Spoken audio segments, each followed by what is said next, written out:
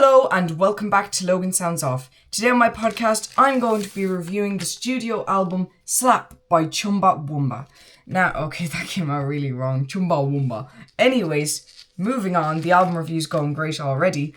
But this is a fantastic record and hugely underrated. It has some fantastic samples in it. I know actually Alternative Ulster by Stiff Little Fingers is sampled on this. Interview with Jake Burns down below and any reviews of any SLF stuff that I've done. So there's some really cool samples that you can relate to and understand as a listener, and also some great musicianship across the record, like on songs like Tiananmen Square, which is a really dark and very important track on the track list, or Chase PC's Flea Attack by Own Dog, which is a really interesting record. All of these taken from headlines or different posters, or a lot of them political or historical events, which I won't get into because we're going to talk about the music. I am a big fan of politics, but I don't think it's important at the moment. It also came with this fantastic poster, which I had gracing my room for a little while, of people taking down a Stalin statue. Yay! So that's really awesome. And there's a song about that called That's How Grateful We Are, which I'm going to read out some of the lyrics of that. It's a very brilliantly written track. Again, staying away from the political angle. So if I can manage to get the record back in its sleeve along with the poster and not break the vinyl in the process. Oh, and for any fellow vinyl nerds, any vinyl freaks out there, it's standard black vinyl. So yeah, super cool. It is actually, though. You can see all the dust on my vinyl heads now. So that was super cringe. I'm sorry. Anyways, like I wouldn't say all my CD heads no, but that doesn't really roll off the tongue, does it? Anyways, let's get started.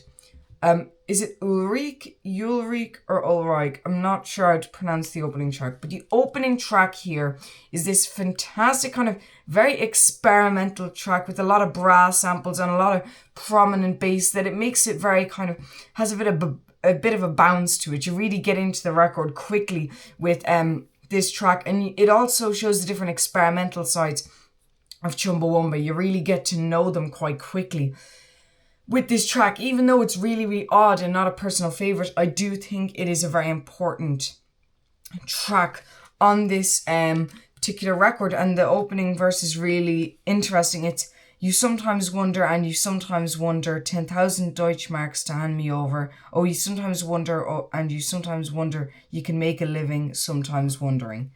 Meaning, I don't know. Okay, that's one for genius.com, I guess. Anyways, I'll check the annotations or something. Anyways, then we have Tiananmen Square, one of my personal favourite tracks on this record, which is really cool because it has, obviously it's not cool what happened, it was a terrible event, and it has some very dark lyricism, but it's a very cool piano part that I think encompasses the whole track very well. I think we have some great samples, very dark ones though, and I also like the way we have a newspaper snippet here as well from on top of the lyrics. And when you actually look though at the newspaper article and you look at some of the lyrics, they correspond together, which I think is really cool. Again, that's what digital doesn't do, guys. All these liner notes, so consider buying a copy. Support your artists, guys. So Tiananmen Square is really cool in that way, and I think it's such an important song across this album, as well as Car Trouble, which is talking about racism, an awful thing in our world, but it's done in such a fantastic way that it's again another bouncy track. I love the vocals on this, especially on the opening verse. I think it's kind of bouncing across different parts, the vocals, and I think it just sounds really fun and cool, and I overall just love it. And the chorus is really cool as well, with the collective humming. Oh god, I apologize, but anyways, the collective humming that we hear during the chorus, for anybody who knows this track will know what I'm talking about. Then we have Chase PC's Flea Attack by Own Dog, which contains some really amusing barking noises, but the chorus is really, really powerful, and the vocals on this particular track is really, really good because you have some screaming in the chorus, which I really, really like. I really kind of love the screaming of it and the absolute energy of it, and it sounds like you're kind of going, is my tone arm too low listening to this record? Because you actually think the needle's cutting into the vinyl. But no, it's just the intense sound that's brought. But it doesn't sound bad either. It still maintains a great sound. Then we have Rubens Has Been Shot, which is a very, very sad track that it just kind of tones down a lot. And it really brings things down to a ground level in comparison to Chase Pesey's Flea Attack of Own Dog. And I think, again, the lyricism on this and the amazing, fantastic brass and vocals on this really encompass such a great sound. And then we have I Never Gave Up, Hopworth's Testament, which is a 7-minute track, which is really, really energetic and all about basically I Never Give Up, which is all about against the Nazis. This particular track, if you are a political punk fan like I am, first of all, these are political punk, check them out. Political punk alternative. I don't really know, could you call them punk music, but they definitely are punks, the people, but they are certainly alternative. I'm not very good with genres, guys. But you should check out the song Nazi that was performed live on the Show Business Live record, which is very, very good if you are into this particular song. It's very, very interesting. But this is a brilliant track that is just a brutal assault at any idea of Nazism. Now, when this was released, this obviously wasn't during World War II, so could it have been referencing neo-Nazism at the time? I don't know. But it is a fantastic musicianship, and just there's a great energy to this track. And really cool synthesizers as well that we hear, and great guitars that are just booming and has a real vastness to it. Then we have Slap, the title track, which is just so energetic and contains a ton of samples. And this is just like a sampler's delight as a track because it's put together so well, yet still sounding really, really weird. And I really, really like Slap for that reason. And I just think the vocals are really, really good on this track. And the particular piano part is awesome on this. I think it's super cool. And overall, Slap as a title track is probably, apart from Tiananmen Square, the best track on this album. I mean, there are some that I really don't like on this album. Well, I used to really don't like, but then I grew with it as it went along when I first heard it.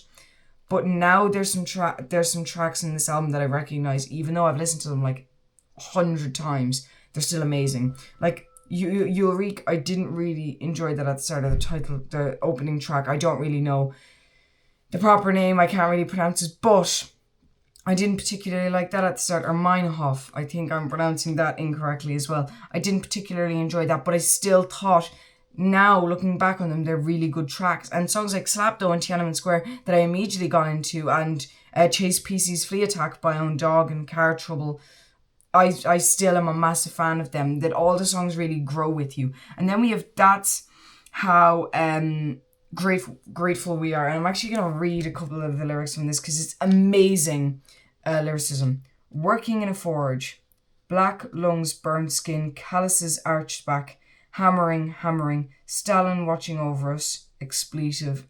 We'd spit on the floor at this expletive God. This is like one of the most well-written